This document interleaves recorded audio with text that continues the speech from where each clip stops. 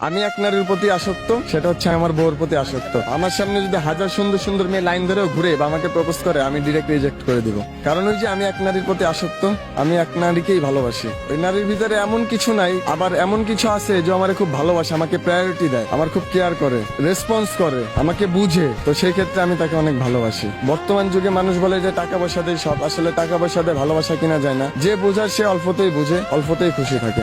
সংসারে খুনসুটি ছোটখাটো থাকবেই, হ্যাঁ, ঝগড়া বিবাদ টুকটাক থাকবেই। ওই ঝগড়া বিবাদের মাধ্যমে একে অপরের ভালোবাসাটা, বন্ডিংটা আরো ভালো থাকবে। তো ওই কারণে আমি মনে করি যে খুনসুটির ভিতরেও অনেক ভালোবাসা থাকে। যেমন আমাদের ভালোবাসা অনেক, আমি এখন ওকে ভালোবাসি, ও দেশে থাকে, আমি ঢাকায় থাকি। ছুটিতে আমি যাই, তখন একসাথে ঘুরি, ফ্রি সবকিছু করি। ঢাকায় যখন থাকি আমি ওকে খুব মিস করি। আমি বলতে চাই আমি ওকে সবসময় ভালোবাসি, সবসময় মিস করি। হ্যাঁ, ওর ফ্যামিলির কেউ জানতো না, ওর ভাই জেনে গেছিল। ওর ভাই আমার ফ্রেন্ড হয়, আমাকে লাইক করতো, আমিও লাইক করতাম। বিয়ে যে করব এটার চিন্তা ভাবনা আমার ছিল না, কিন্তু ওর যে আমার যে সুমন্দি বউ, সে বলছে যে ভাই বিয়ে যদি এখন না করেন তাহলে কিন্তু ভবিষ্যতে এই মেয়েকে আর পাবেন না। তো এই কথার পরিপ্রেক্ষিতে আমি, ওই মেয়ে আমাকে মানে হেল্প করে, আমার সুমন্দি বউ হেল্প করার কারণে ওর ওই মেয়েটাকে নিয়ে আমি ভেগে যাই। 2 দিন বাইরে ছিলাম আমার এক বান্ধবীর বাসায়। ওকে আলাদা আমার বান্ধবীর সাথে রাখছিলাম, আর আমি আমার বান্ধবীর ছোট ভাইয়ের সাথে ছিলাম। আমার নামে মামলা মোকদ্দমা কেস টেস করে দেন আমি চলে আসছি। আসার পরে মেয়েকে থানায় নিয়ে গেছে। নিয়ে যাওয়ার পরে ওসি জিজ্ঞাসা করছে, ওসি রুমে নিয়ে ওসি স্যার বলতেছে যে তুমি কি চাও? বলে আমি এই ছেলের সাথে সংসার করতে চাই, এই ছেলের সাথে থাকতে চাই। বলে তোমার তো প্রাপ্তবয়স্ক হয় না। তখন বয়স ছিল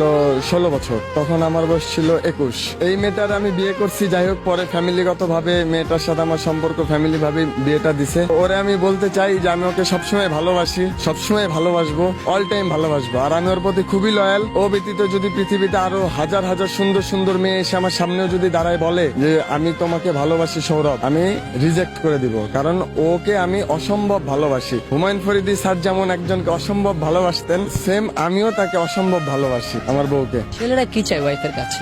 ছেলেরা কি চায়? একটা ছেলে চায় যে মেয়েটা তাকে ভালোবাসুক, তার প্রতি লয়াল থাকুক, তাকে কেয়ার করুক, এগুলোই চায়। এই 5 বছর হবে।